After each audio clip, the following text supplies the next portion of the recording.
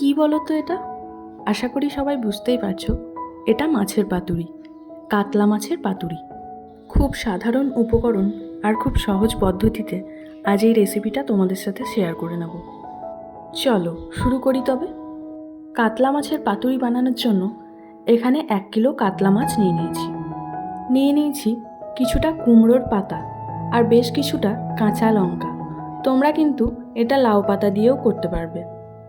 সর্ষের তেল নিয়েছি 4 টেবিল চামচ মতো। 4 চামচ মতো সাদা কালো সর্ষে নিয়েছি। 3 চামচ পোস্ত নিয়েছি। আরও কয়েকটা কাঁচা লঙ্কা এখানে নিয়েছি। 1 চামচ গুঁড়ো হলুদ নিয়েছি। 1 চামচ নিয়েছি কালো জিরে। পরিমাণ মতো লবণ নিয়েছি।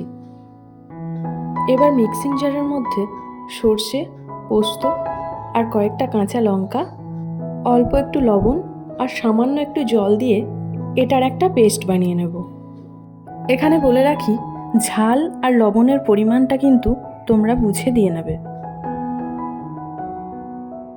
পেস্ট রেডি হয়ে গেলে মাছটাকে হলুদ, লবণ, কালো জিরে, অল্প একটু সর্ষের তেল আর পেস্টটা দিয়ে মাছটাকে মেখে নেব।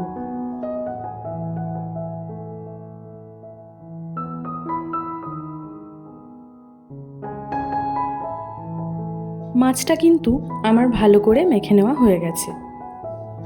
এবার দেখো, ঠিক এরকমভাবে 2-3টে করে কুমড়ো পাতা নিয়ে তার মাঝখানে একটা করে মাছ রেখে ওপরে একটা লঙ্কা সাজিয়ে নিয়ে সুতো দিয়ে ভালো করে পাতাটাকে মুড়ে নিতে হবে।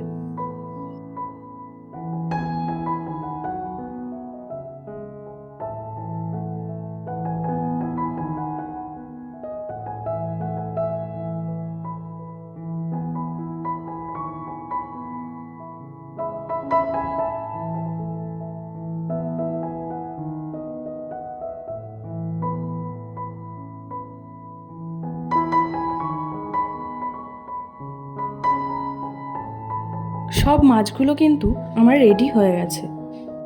এবার কড়াই বসিয়ে তাতে অল্প কিছুটা তেল দিয়ে পাতায় মোড়ানো মাছগুলো ভেজে নেব। মাছটা ভাজার সময় কিন্তু ফ্লেমটা মিডিয়াম রাখতে হবে, যাতে মাছটা ভালোভাবে সেদ্ধ হতে পারে। এইভাবে মাছগুলো এপিট ওপিট ভালো করে লাল লাল করে ভেজে নামিয়ে নিলেই কিন্তু তৈরি আমাদের এই কাতলা মাছের পাতুরি। তোমরা কিন্তু যে কোনো মাছ দিয়ে এটা বাড়িতে বানিয়ে নিতে পারবে। অবশ্যই তোমরা বাড়িতে ট্রাই করবে, খুব ভালো লাগবে। আর ভিডিওটা যদি ভালো লেগে থাকে একটা লাইক করে পেজটাকে ফলো করে দিও। আর যদি ইউটিউব থেকে দেখে থাকো তাহলে প্লিজ চ্যানেলটাকে সাবস্ক্রাইব করে পাশে থেকো। আজ এতটুকুই। পরবর্তী ভিডিওতে থাকছি আবারও নতুন কোনো স্বাদ নিয়ে। ততক্ষণ ভালো থেকো, সুস্থ থেকো।